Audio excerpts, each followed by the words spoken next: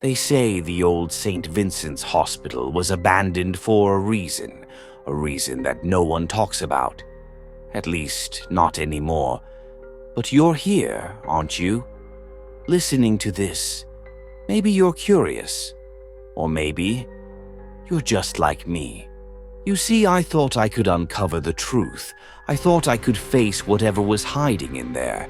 But the truth, it's not what you think. It's worse. Let me tell you what happened to me. Let me warn you. It started with a dare.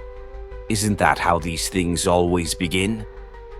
My friends thought it would be funny. Spend one night in the hospital, they said.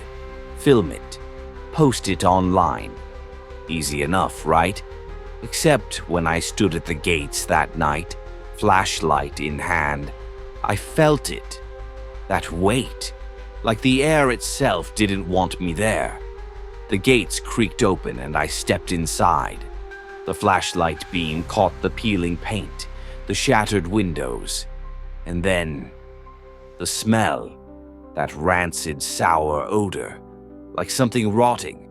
I told myself it was just the building, old pipes maybe, but deep down, I knew better. Just walk to the lobby, I whispered to myself. Get the footage and leave. The lobby was worse. The floor was littered with debris. Old gurneys, rusted wheelchairs, and papers. So many papers. Patient files scattered like they'd been thrown in a hurry. I picked one up. The name was blurred, the ink smudged. But the date? 1967. That was the year the hospital shut down. And then I heard it. The first sound, a faint rhythmic tapping. Tap, tap, tap, like something was knocking. I spun around, shining my flashlight in every direction. Nothing. Just empty hallways stretching into darkness. It's just the wind, I muttered. But the tapping didn't stop. It grew louder, closer. Tap, tap, T-A-P. And then I saw it. A shadow at the end of the hall. It wasn't moving, but it wasn't still either. Like it was waiting. Hello? I called out. No answer. I took a step closer and the shadow vanished. Not into a room, not around a corner, it just disappeared. My heart was pounding, but I couldn't leave. Not yet. I needed proof. I needed to show my friends that I wasn't scared. So I kept walking. Room by room, floor by floor. And then I found it. The operating theater. Rows of seats loomed above me, shrouded in dust. The operating table stood in the center, the metal rusted and stained. And there on the floor was a single footprint. Fresh, wet. But there was no one else there. Was there? That's when the whispers started. Faint, incoherent voices. Too many to count. They surrounded me, circling, closing in. I screamed, "Who's there? Show yourself." But they didn't stop. If anything, they grew louder, more urgent. And then I understood. They weren't speaking to me. They were warning me, "Get out." But I couldn't move. My legs felt rooted to the floor. The air grew colder, freezing.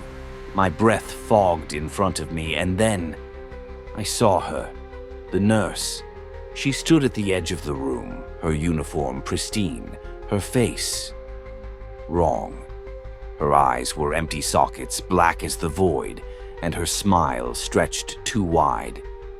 "You shouldn't be here," she said, her voice hollow, echoing.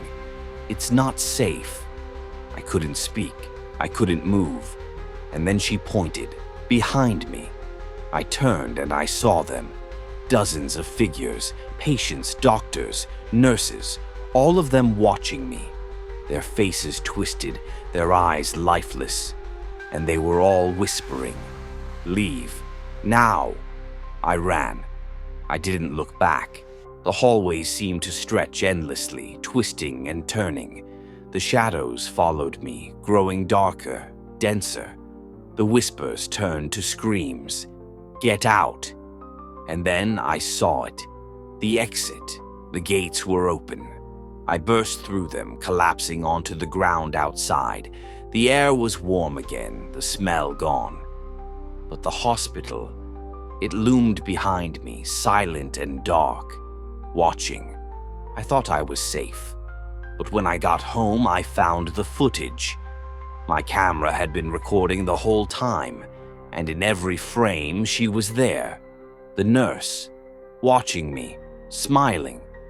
I burned the tape. I tried to forget. But sometimes at night, I hear it. That tapping, that whispering. And I know she's still watching. So if you're thinking about going to St. Vincent's, don't. Stay away. Because once you've seen them, they don't let you go. They don't let you leave. Ever.